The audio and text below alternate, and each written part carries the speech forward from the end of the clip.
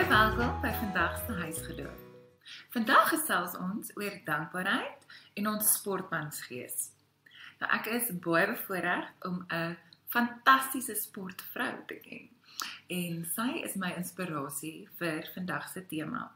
Ons gaan 'n bietjie kyk na 'n paar van haar foto's van hoe sy met haar span werk en bietjie daaroor gesels. Kom ons kyk gou-gou.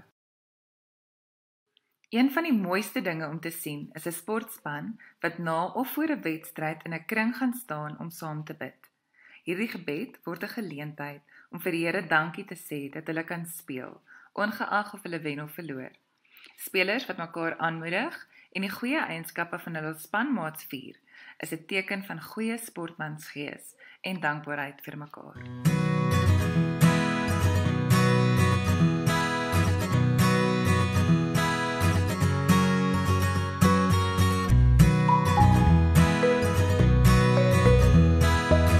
Hierdie storie gaan oor 'n ma wat moeg is vir haar kinders se gekla. Dit voel vir haar of hulle net nooit dankbaar is nie, maar altyd ontevrede en kla. Haar vriendin gee toe vir haar baie goeie raad wat aan hulle gesin gehelp het. Hulle het 'n dankiehouer gemaak. Elke dag moes elke gesinslid iets neerskryf waarvoor hulle dankbaar is en dit in die houer gooi. Clara het haar kinders oortuig om dit saam te probeer doen. Hulle was aanvanklik bietjie skepties, maar tog het hulle elkeen elke dag iets op 'n papiertjie neergeskryf en dit in die houer gegooi. Nader aan die einde van die week het hulle egter opgewonde begin raak om die houer Sondag oop te maak en mekaar se briefies te lees.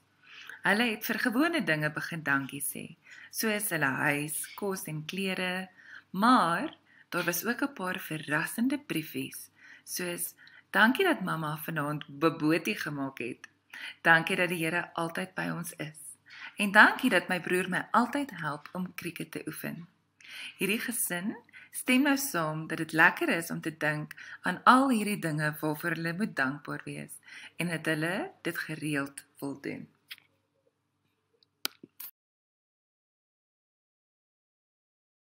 Die verhaal wat ons vandag gaan lees, begin by die ontmoeting tussen Jesus en 10 melaatse mans. Nou soos julle sekerlik weet, was mense met melaatsheid uit die samelewing uit verban en was verbied om met ander mense in kontak te kom, omdat hierdie siekte so geweldig aansteeklik is. Dit is hoekom hulle Jesus op afstand geroep het.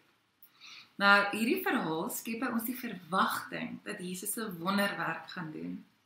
Maar soos wat ons lees, sien ons dat die fokus nie op die wonderwerk lê nie, maar op hierdie 10 mans se reaksie op die wonderwerk. Nou, toe hulle genees is, was daar net een man wat teruggedraai het, God openlik geloof en prys het, by Jesus se voete neergeval het en vir hom dankie gesê het.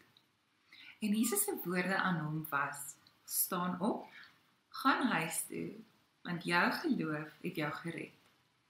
Nou in hierdie konteks kan die woord gered vertaal word met genees, vervul of heel gemaak. En in die King James Bible vertaal hulle dit so mooi as hulle sê, your faith has made you whole. Nou natuurlik is al die mans genees, maar hierdie een spesifieke, dankbare Samaritaanse man is meer as net genees. Hy is heel gemaak. Julle kan dan nou julle Bybels nader kry, die hele verhaal lees en dan gesels oor die onderwerpe wat ons vir julle op die skerp sit.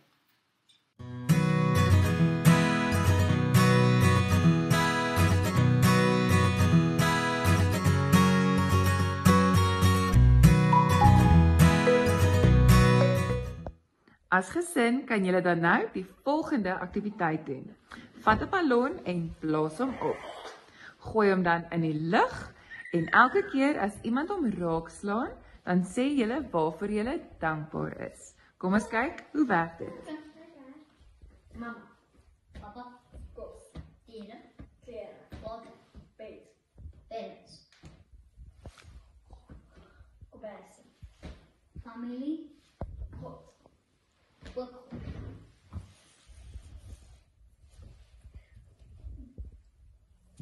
Maar dis nou